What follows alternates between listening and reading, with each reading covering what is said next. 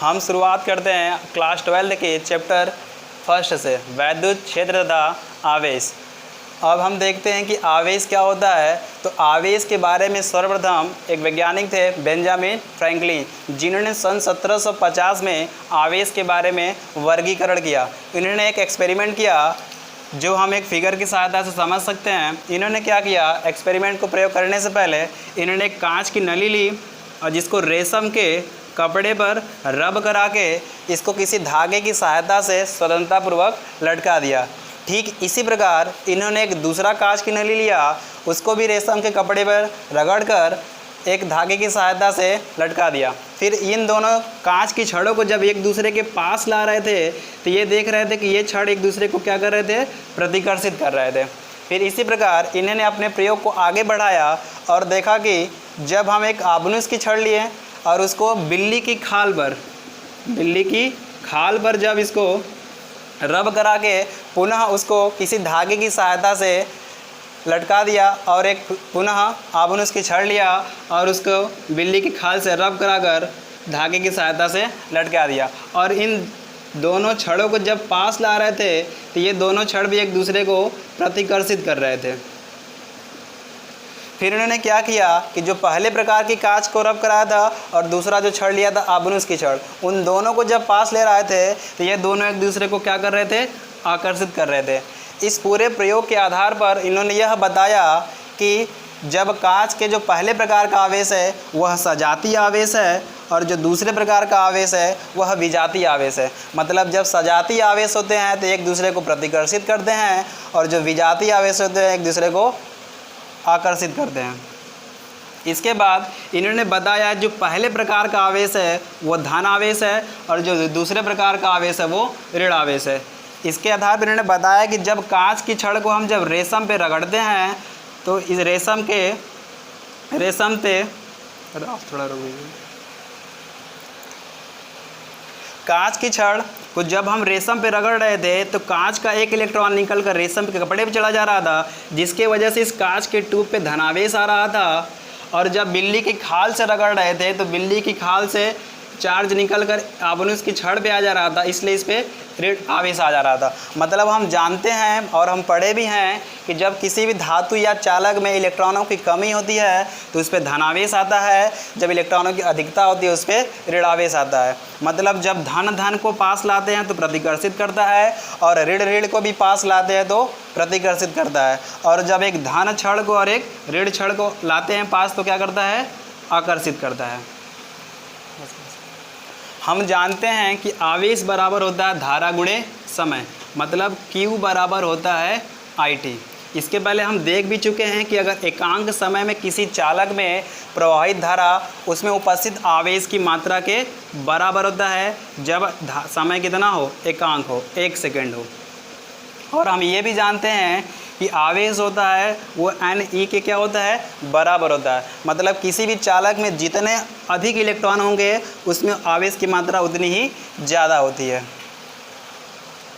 इसके बाद हम देखते हैं कि और हम जानते हैं कि 1 कूलाम आवेश में 1.6 × 10⁻⁻19 इलेक्ट्रॉन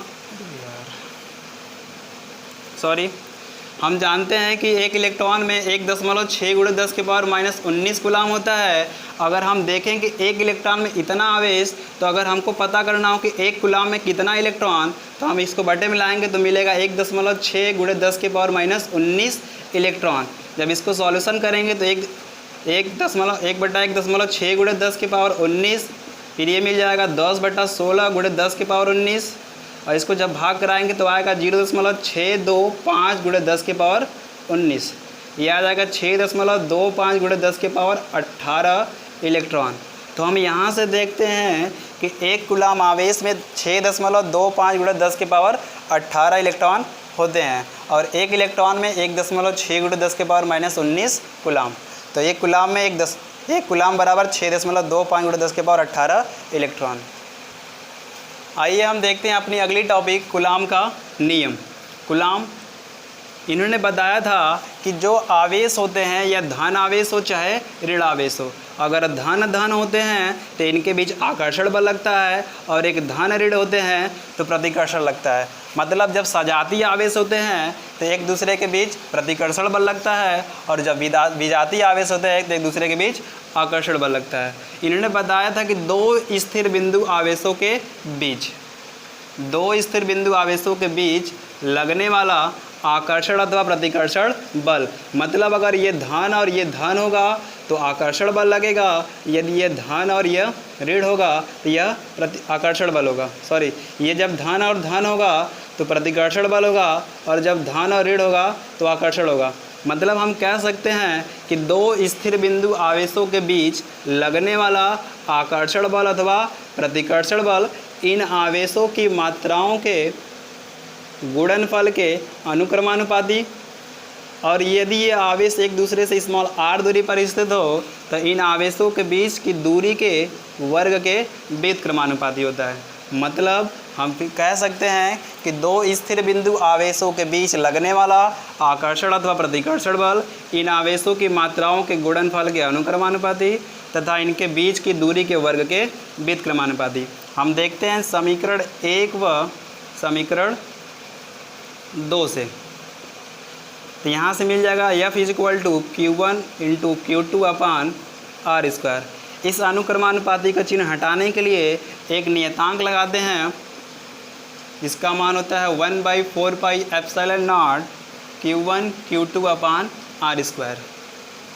जहाँ 1/4πε0 एक नियतांक है और इसका जो मान होता है 9 × 10⁻⁹, और इसका मात्रक होता है न्यूटन मीटर स्क्वायर प्रति कूलम स्क्वायर। ये मात्रक आता कहाँ से है तो हम देख सकते हैं, हमको मान निकालना है 1/4πε0 का, ये बटे में इधर आ जाएगा तो गुणे में हो जाएगा, यह मिल जाएगा F × r², और ये गुणे में है तो आ जाएगा बट्टे में Q1 × Q2।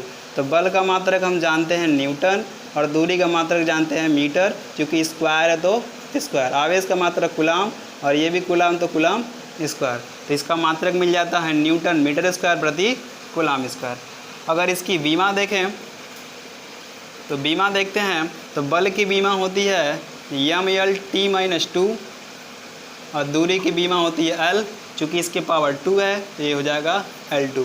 आवेश की बीमा होती है AT, चूँकि इसके पावर 2 है A2T2। और जब इसको ऊपर लाएंगे तो ये मिल जाएगा mL3T-2, और ये 2 ऊपर आएगा तो क्या हो जाएगा -4 और A-2। इसका बीमा मिलता है mL3T-4 A-2, और मात्रक मिलता है न्यूटन मीटर स्क्वायर प्रति कूलम स्क्वायर। अब हम देखते हैं कि ये 1/4πε0 के बारे में हम जान गए। अब इसके आगे देखते हैं कि ये ε0 क्या होता है। तो ε0 को हम बोलते हैं निर्वात की विद्युतशीलता। निर्वात की विद्युतशीलता, निर्वात की विद्युतशीलता, इसका मात्रक और इसका मान हम देखते हैं तो इसका मान आता है 8.85 × 10⁻⁻12। इसका मात्रक जो होता है जस्ट इसका उल्टा होता है, मतलब इसका मात्रक हो जाएगा कूलम स्क्वायर प्रति न्यूटन मीटर स्क्वायर, और जो इसका बीमा होता है इसी का उल्टा होता है, मतलब जो यहाँ प्लस होगा वहाँ वो माइनस हो जाएगा। ये हो जाएगा m-1 L-3 T4 A2, और इसका जो मान आता है इसी के मान को सॉल्व करने पे मिलता है। मतलब हम देख सकते हैं 1/4πε0 का मान होता है 9 × 10⁻⁹ न्यूटन मीटर स्क्वायर प्रति कूलम स्क्वायर। तो अगर हमको ε0 का मान निकालना हो तो हम लिख सकते हैं ε0 बराबर 9 × 4π, सॉरी इसको जब उल्टा करके हम देखते हैं तो यहाँ मिलेगा 4πε0, ये 1/9 × 10⁹, और इसका मात्रक भी उल्टा हो जाएगा तो हो जाएगा कूलम स्क्वायर प्रति न्यूटन मीटर स्क्वायर।